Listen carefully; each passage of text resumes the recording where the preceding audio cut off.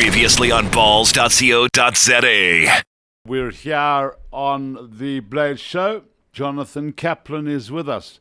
Morning, Jono. Morning, Blades. How are you doing? I'm awesome, thank you. I'm going to go almost immediately from our tweets. Kevin's tweet reads as follows, Jono. The Stormers supporters are moaning about the ref. I thought he had a great game. Maybe not hard enough on penalties. To be honest with you, Blades, I didn't watch that game, so it's difficult for me to say. I know that the referee of that game was Craig Jabber. He's a world-class referee. Unfortunately for the Stormers, they don't have a brilliant record with him, big picture-wise.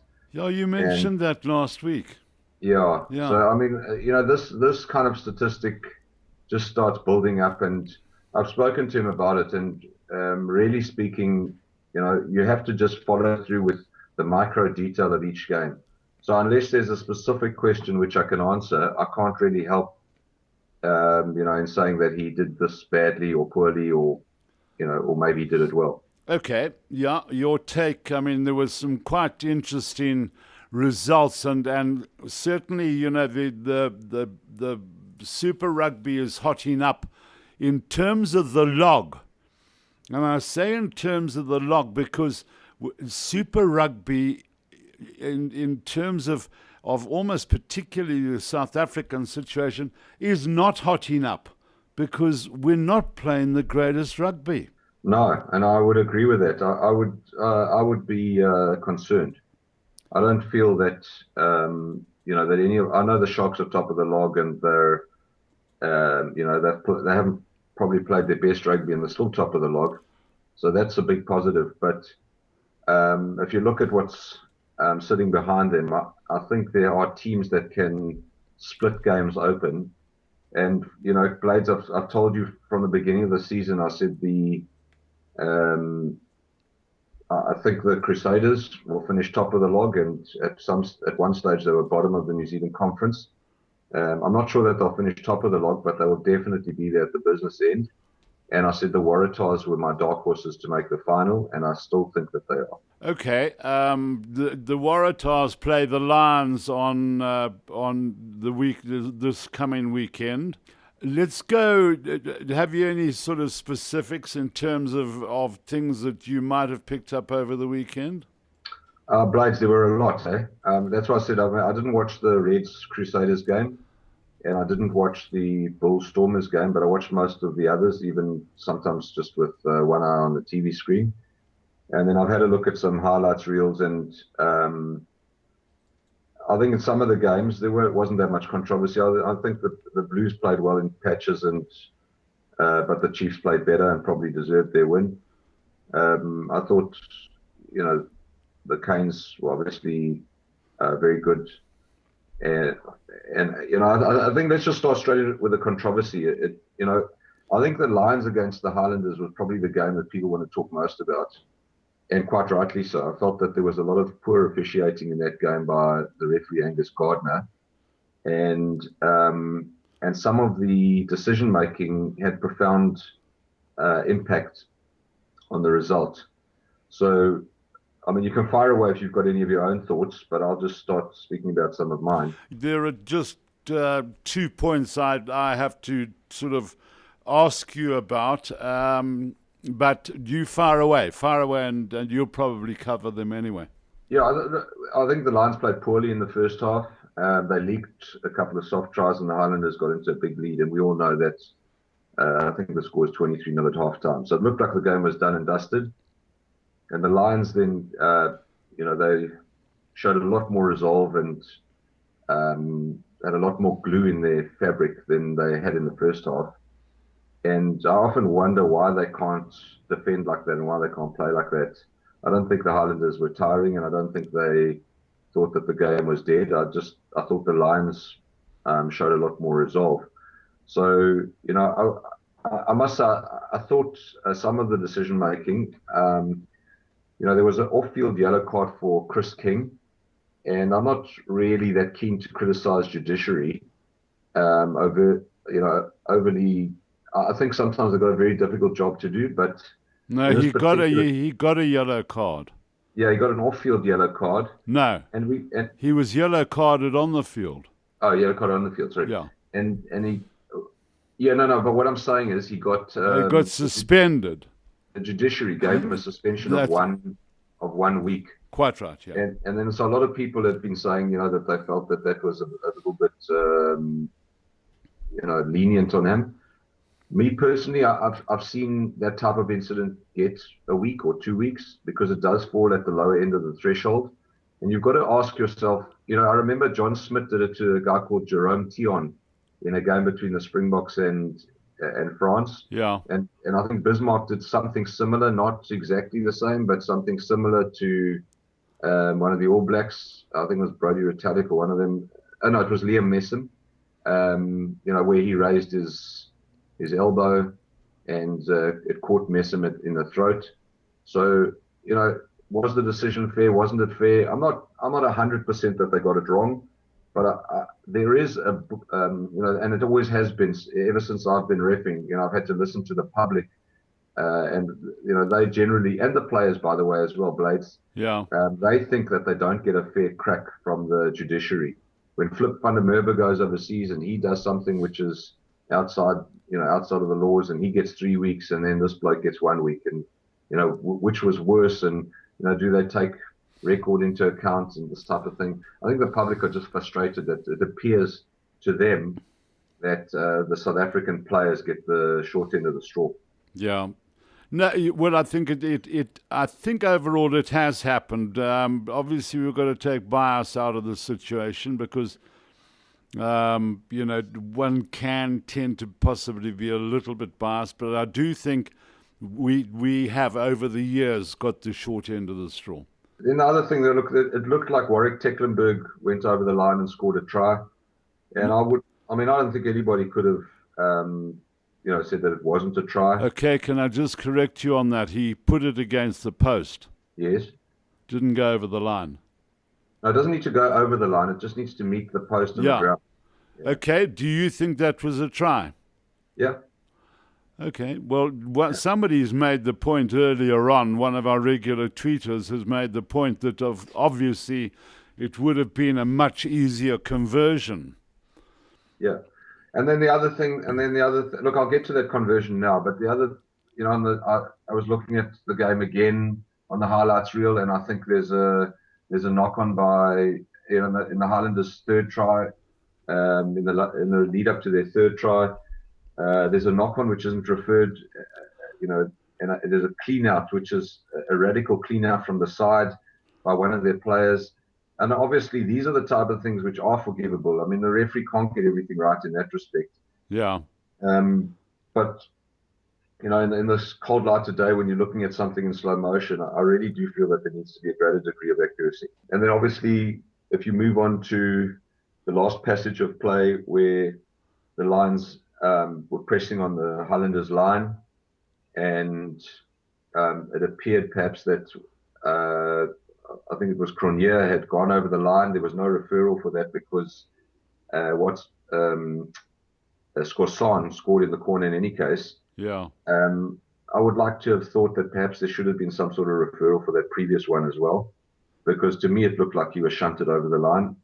But even whether he was or he wasn't, when the conversion took place, if players charge and they charge early, that kick should have been retaken.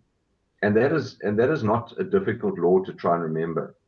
And what actually happened there is the ref just blew the final whistle. And for me, that's not good enough. Yeah. It's not good enough. It's not good enough at first division club level. It's not good enough at under 20 level. It's not good enough at schools level. So how can it be good enough at that level? Yeah. It's not something which is difficult to spot.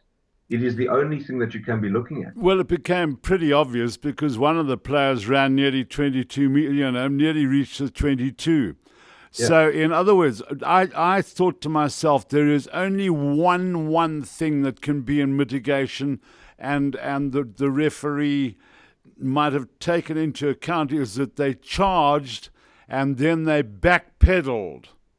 That doesn't matter. That doesn't matter. That's got nothing to do with it. exactly. They've Okay. charged early. Yeah. And it says in the law that if you charge early, the kick should be allowed to be taken again.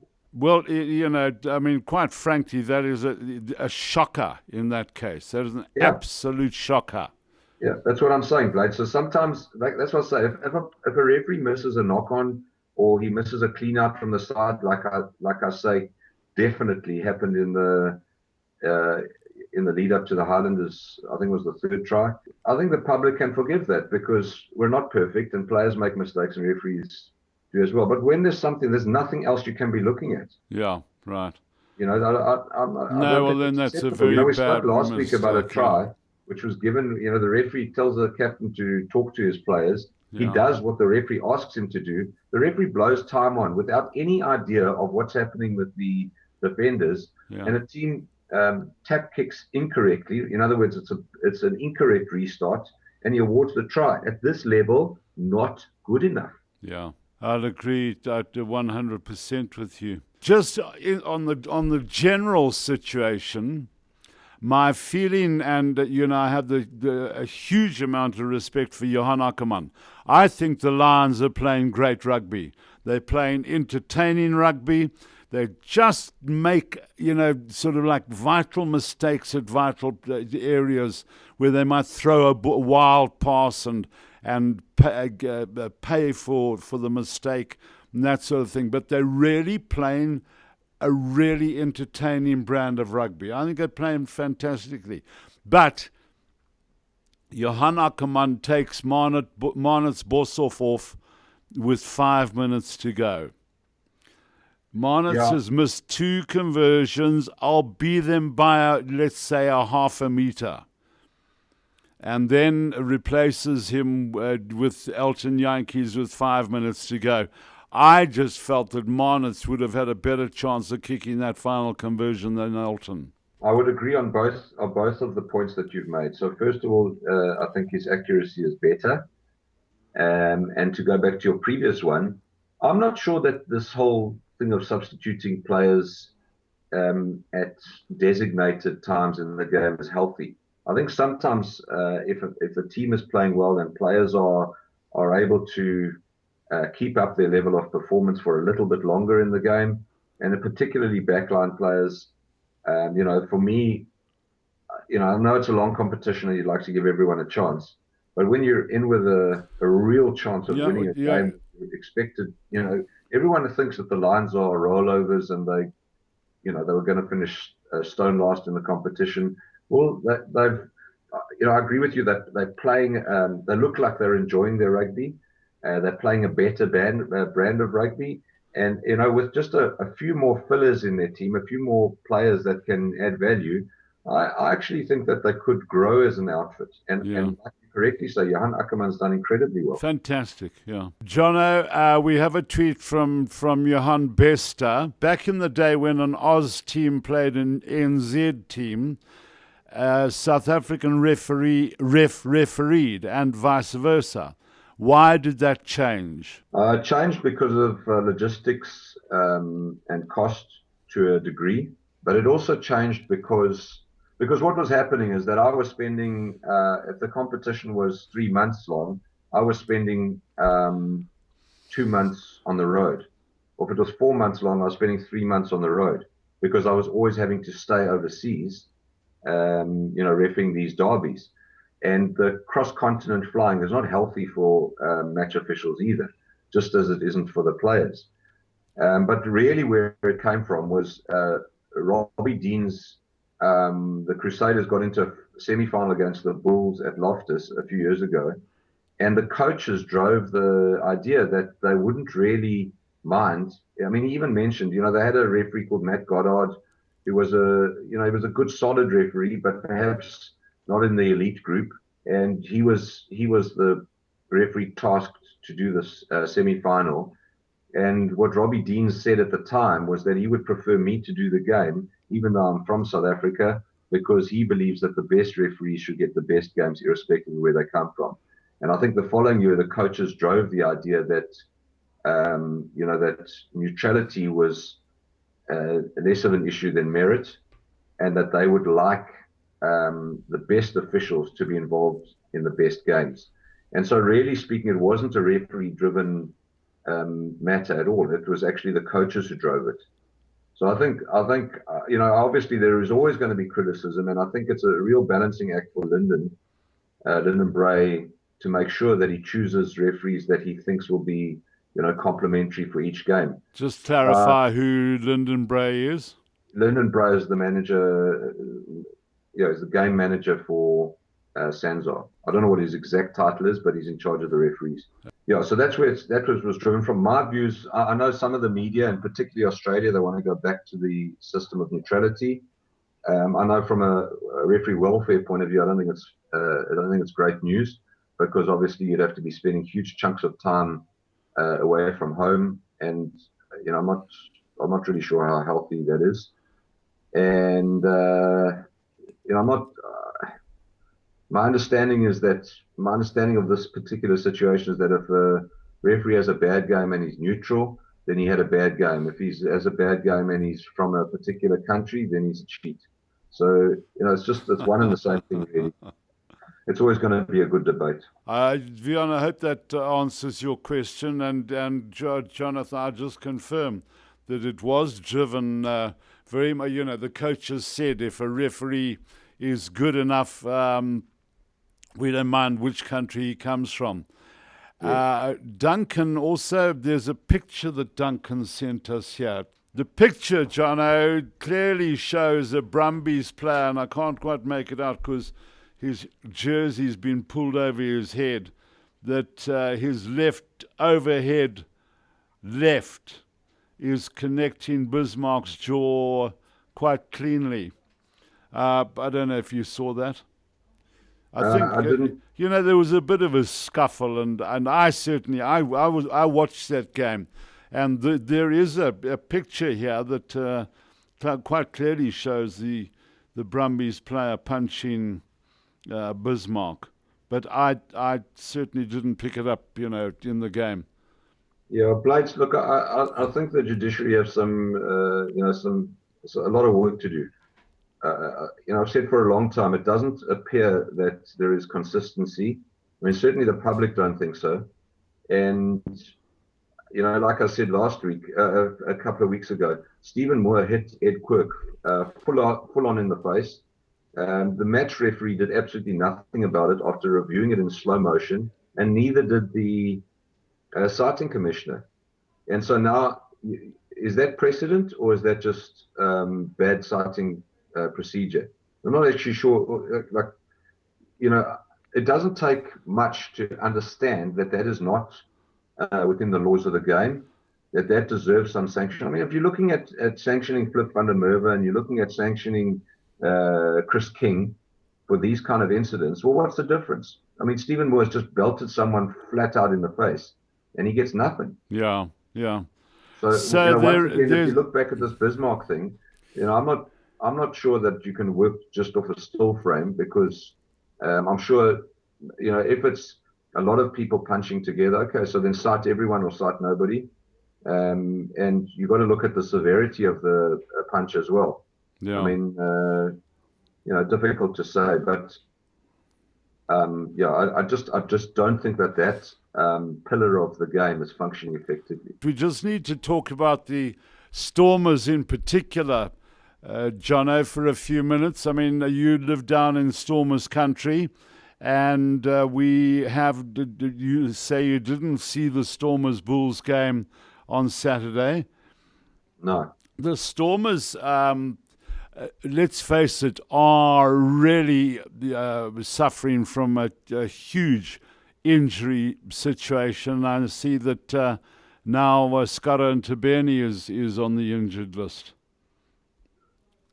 Yeah, Blades, I don't know that we can point to that as an excuse. There are lots of teams. The Chiefs have been. They had 8 first-team players out at one stage, and their sort of second string, the next tier, stepped up to the plate, and they've been delivering. They're still top of their conference, but they also had this massive injury list, and so I'd like to think that that's not a good enough excuse. Okay. You say it's not a good enough excuse. So, in other words, you are implying that you don't think they play in particularly good rugby. I'm not implying that. I'm saying it. Yeah, Okay. they're not playing to their potential. This team had the potential to make the playoffs. They do have a, I've got a slightly differing view on, on tactics and selection, but I'm not a coach, No. so that's for the coaching staff to decide. But if you look at the quality of what they have available, there is no way they should be propping up the log. Okay. I mean, do you think that is because their game plan is restricted? What do you mean by restricted, Well, Dave? I'm saying, they when I say restricted, they have a sort of like a plan A, and if that doesn't work, there's no plan B. And that their game plan is, as I see it, until they decide that they're in real trouble and they move the ball out to the likes of Zhou and De Jong, that their game plan is either crash ball down the middle via one of the loose forwards or via Jean de Villiers, or Peter Grant or the like will kick the ball, but sort of almost anywhere. Yeah, so I've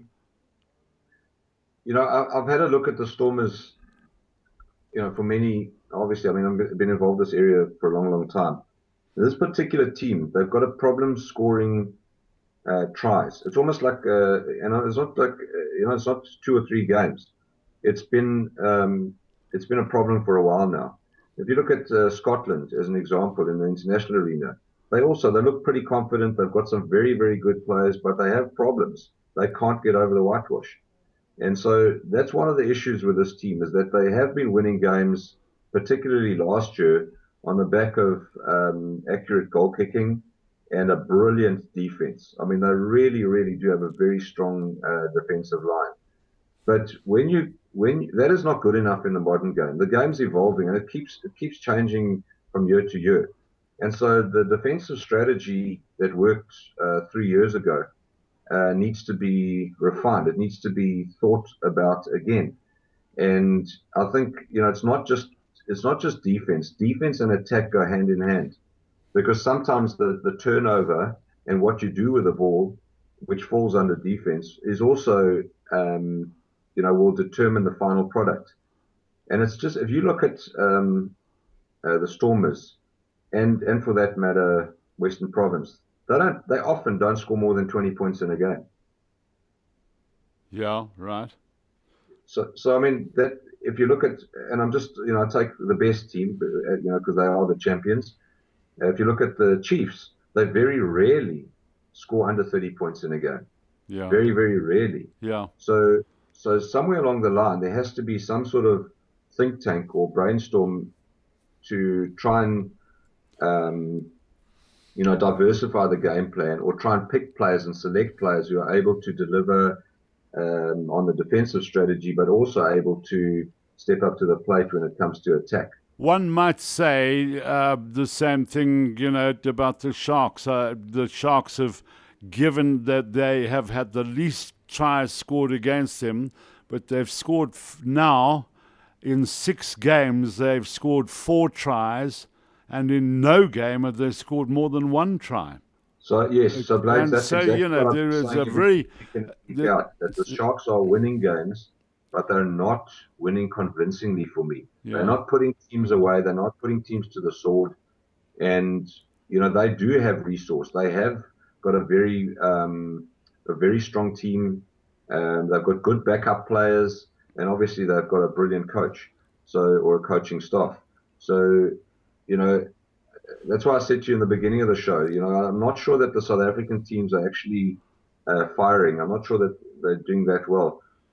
Uh, on the positive side of the ledger, if you look at the Cheetahs as an example, I actually think that since Brousseau came back, their defensive resolve has improved so much more than in the rest of the tournament. And perhaps if you take a step back and you look at that big picture, generically, um, the role that Brousseau plays in the team needs to be needs to be carefully thought out by all the teams, by all the South African teams, and perhaps to have more players who are prepared to do the work that he does. Okay, so that wraps up JK's opinion on what is happening at the Stormers. Thank you very much for being with us. Thank you for your Twitters, guys, for your tweets and asking JK a few questions. And as per normal, JK, thank you very much for being with us on the Blade Show. And have an unbelievable week. Cheers. Thanks, Blades. That was the Blades on Ball show. Join the voice of South African rugby on your wireless next Monday for more unbelievable memories and banter. Until then, stay classy, like 20-year-old Glenn Morangi classy.